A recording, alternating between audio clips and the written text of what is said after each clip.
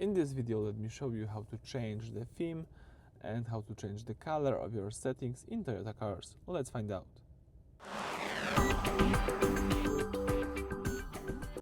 So, the first things first, let's start from the home screen.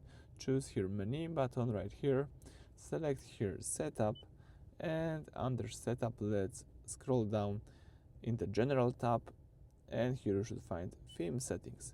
Right now I'm using some kind of the dark theme, but I can change it to bright, for example to this one. There's also possibility to use this one, the one with colors, and you can select which color do you prefer on your screen. So basically that's it. Thank you for watching. Please subscribe to our channel, leave thumbs up under the video.